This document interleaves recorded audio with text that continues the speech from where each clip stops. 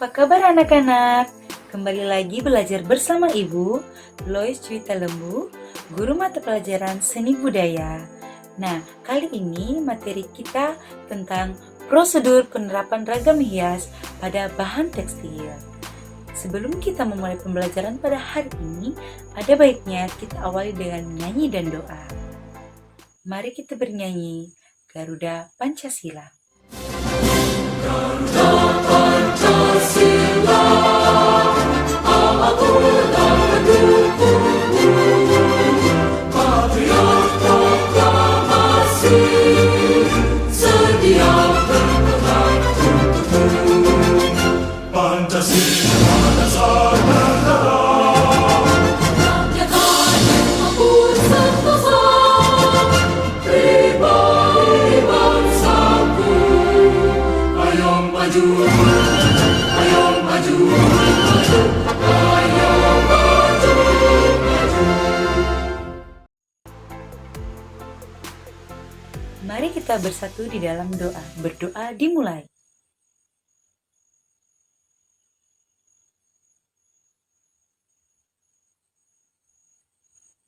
Berdoa selesai.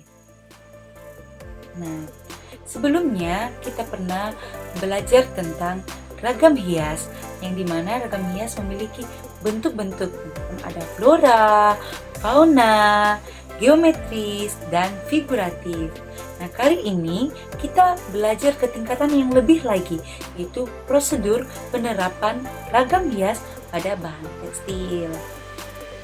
Adapun tujuan pembelajaran kita pada hari ini yaitu mampu memahami prosedur penerapan ragam hias pada bahan tekstil dan mampu menjelaskan fungsi penerapan ragam hias pada bahan tekstil. Apa yang dimaksud dengan ragam hias?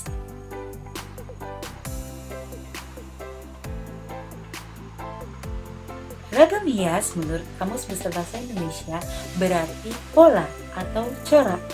Pola dalam ragam hias biasanya sering digunakan sebagai acuan dalam pembuatan rancangan hiasan. Dapat kita simpulkan bahwa ragam hias adalah bentuk dasar hiasan yang biasanya akan menjadi pola yang diulang-ulang dalam suatu karya seni atau kerajinan. Pembuatan ragam hias juga didasarkan atas kebutuhan masyarakat, baik yang bersifat praktis maupun yang terkait dengan kepercayaan atau agama. Selain itu, gambar ragam hias juga disesuaikan dengan fungsinya. Indonesia sebagai negara kepulauan memiliki banyak ragam hias. Ragam hias di Indonesia dipengaruhi oleh faktor lingkungan alam, flora dan fauna, serta budaya masing-masing daerah. Nah, sekarang apa yang dimaksud dengan bahan tekstil? Pernahkah kamu mendengar kata tekstil? Tekstil dapat diartikan sebagai jalinan antara lumsin dan pakan, atau dapat dikatakan sebuah anyaman yang mengikat satu sama lain, tenunan, dan rajutan. Bahan tekstil dapat dibuat menjadi pakaian, tas, dan sepatu. Nah, sekarang perhatikan ragam hias pada bahan tekstil melalui gambar ini. Setelah kamu mengamati gambar tersebut, jawablah beberapa pertanyaan. Yang pertama, apa saja bentuk ragam hias yang digunakan dalam menerapkan ragam hias pada gambar tersebut? Yang kedua, apa media yang digunakan? Dan yang ketiga, teknik apa saja yang dapat digunakan dalam membuat ragam hias pada bahan tekstil? Kamu juga dapat mengamati gambar ragam hias pada bahan tekstil dari sumber lain, seperti internet, menonton pertunjukan melalui VCD, dan sumber belajar lainnya, serta dapat mengamati secara langsung keragaman dan keunikan ragam hias pada bahan tekstil yang berkembang di daerahmu ataupun di daerah lain. Prosedur penerapan ragam hias pada bahan tekstil. Yang pertama, menyiapkan alat dan bahan membuat ragam hias. Tentunya bahan utama yaitu tekstil. Nah, tekstil sendiri mempunyai jenis yang berbeda dan sifat yang berbeda. Ada katun yang memiliki sifat menyerap air, mudah kusut, lentur, dan dapat disetrika dalam temperatur panas yang tinggi. Dawol memiliki sifat lentur, tidak mudah kusut, dapat menahan panas apabila dipanaskan menjadi lunak. Sutera memiliki sifat lembut, licin, berkilap, lentur, dan kuat. Bahan sutera banyak menyerap air dan memiliki rasa sejuk apabila digunakan. Kemudian ada tekstil dari bahan polyester dan nilon. Memiliki sifat tidak tahan panas, tidak mudah kusut, tidak perlu disetrika, kuat, dan jika dicuci cepat kering.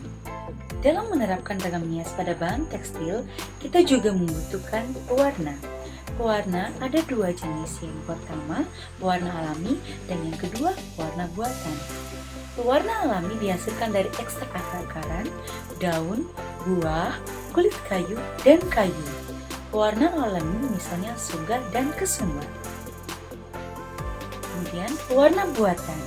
Pewarna buatan dibuat dari bahan kimia, misalnya naptol dan indigosol. Jenis pewarna naptol digunakan dengan teknik celup, sedangkan pewarna indigosol digunakan dengan teknik coret. Nah, di antara kedua pewarna tersebut, pewarna alami dan pewarna buatan, tentunya yang paling tahan lama yaitu pewarna buatan.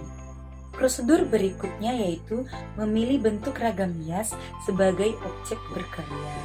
Nah, adapun bentuk-bentuk ragam hias yaitu flora atau tumbuhan, misalnya bunga, daun, pohon, dan lain sebagainya. Bentuk berikutnya yaitu fauna atau hewan, misalnya gajah, kelinci, burung, kucing, dan lain sebagainya. Kemudian ada bentuk figuratif. Bentuk figuratif yaitu bentuk yang menyerupai manusia. Dan ada juga bentuk geometris. Nah, bentuk geometris ini contohnya lingkaran, segitiga, segi empat, dan lain-lain yang kemudian digayakan sesuai dengan selera dan imajinasi pembuatnya. Prosedur selanjutnya yaitu membuat sketsa. Sketsa adalah bentuk dasar. Selanjutnya, memberikan warna pada hasil ragam hias.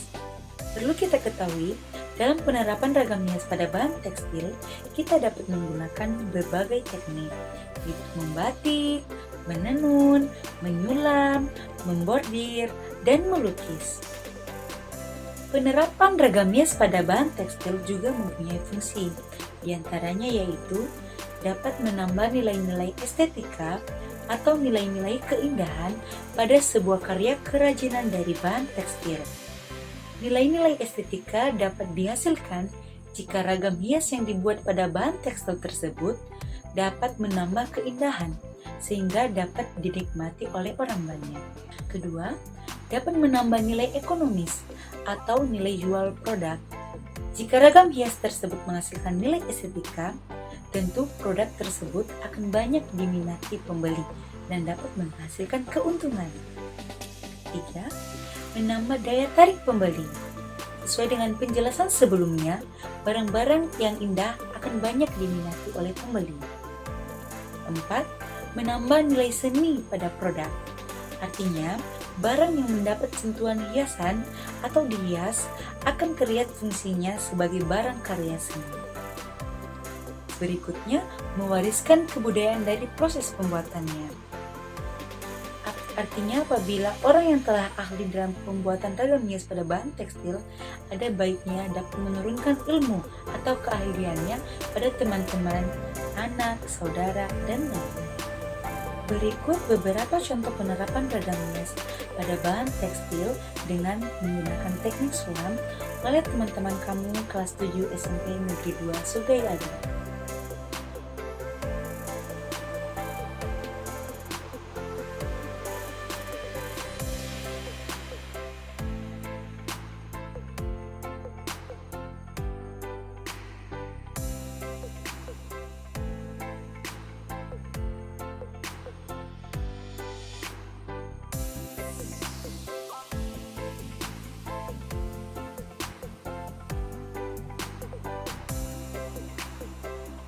Nah, seperti yang kita lihat bersama, mereka menggunakan berbagai bentuk ragam hias. Ada flora, fauna, geometris, dan figuratif. Sesuai dengan materi yang telah kita pelajari pada hari ini, kita dapat mengambil kesimpulan dan membuatnya dalam bentuk rangkuman sebagai berikut. Ragam hias adalah bentuk dasar hiasan yang biasanya akan menjadi pola yang diulang-ulang dalam suatu karya seni atau kerajinan. Prosedur penerapan ragam hias pada bahan tekstil yaitu menyiapkan alat dan bahan membuat ragam hias, memilih bentuk ragam hias sebagai objek berkarya, membuat sketsa ragam hias, dan memberikan warna pada hasil ragam hias. Ada beberapa jenis bahan tekstil yaitu katun, wool, sutera, dan tekstil dari bahan polyester dan nilon.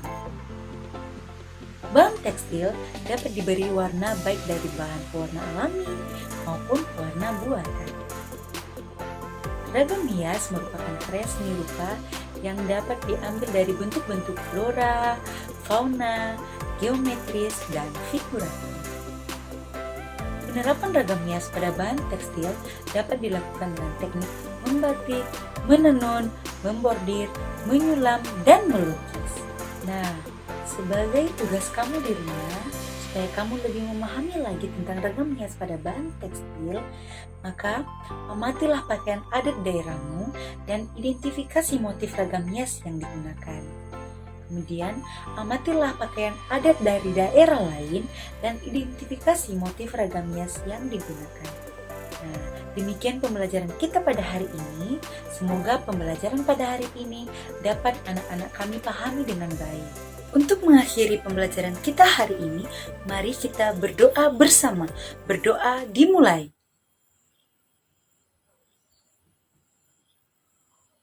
Berdoa selesai. Pesan Ibu, jangan pernah berhenti belajar, karena hidup tidak akan pernah berhenti mengajarkan. Tetap semangat dan sampai bertemu pada pembelajaran berikutnya.